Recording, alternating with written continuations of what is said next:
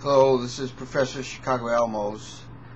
I'd like to talk some more about the stimulus package.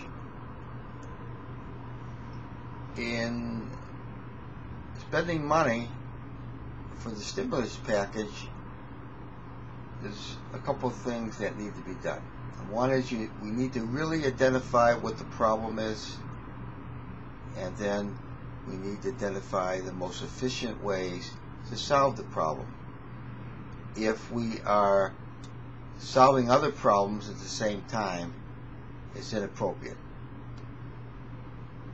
For example, if we try to solve the problem of people being hungry in America by building a bridge in Alaska, which may be needed. There probably are some bridges in Alaska that are needed.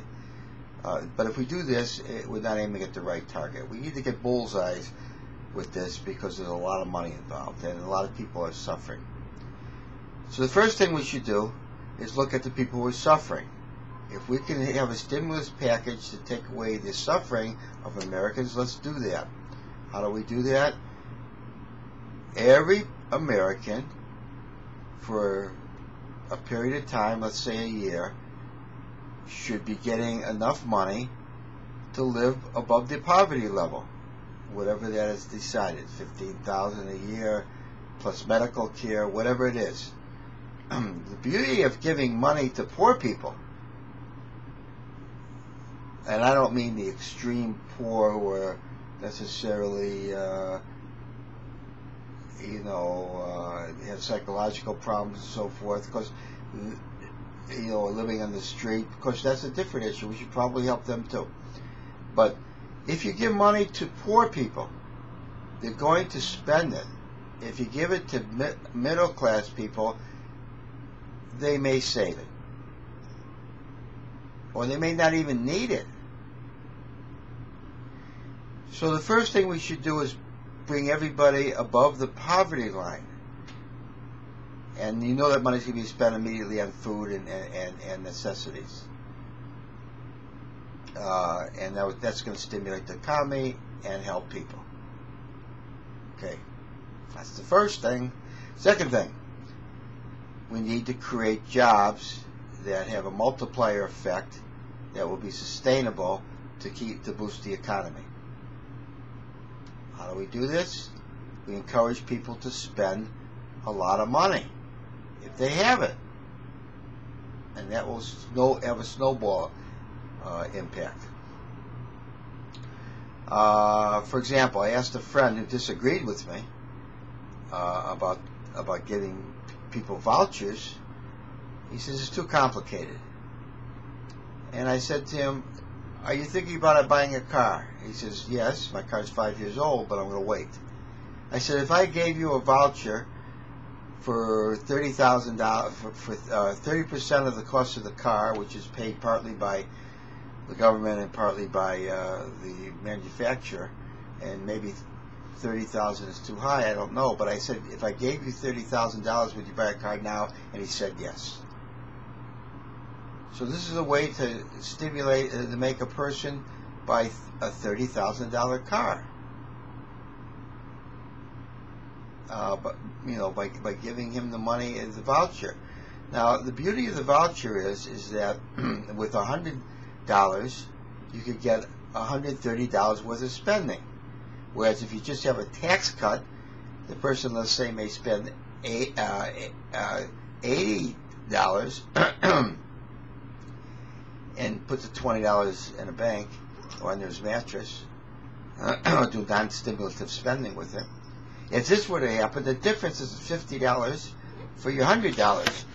So you're getting a significant boost by doing the vouchers. And you do it for big ticket items, so it won't be complex with paper keeping and so forth. So you give them a voucher to buy a car, a big screen TV, and a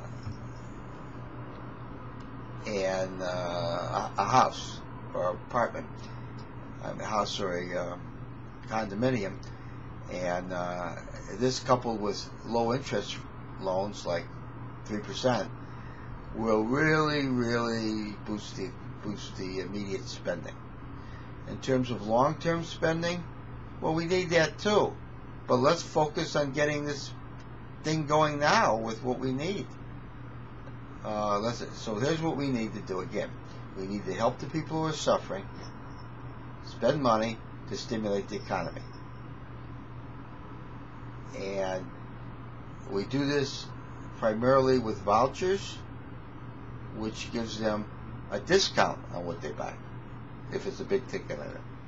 Then, of course, we got the problems of the mortgages that people can't afford, and we got the problem for banks that aren't lending. These problems have to be tackled too. In terms of the banks, I don't care personally which bank loans the money. If you got a bank that's inefficient, that has proven to be a bad manager and has bad manager money, and whose management has poor judgment, then maybe we should not worry about the banks, but worry about developing a way to loan money to get the economy going, and not worry about giving money to banks. That may not be as efficient as we want it to be. If the banks fail, they fail.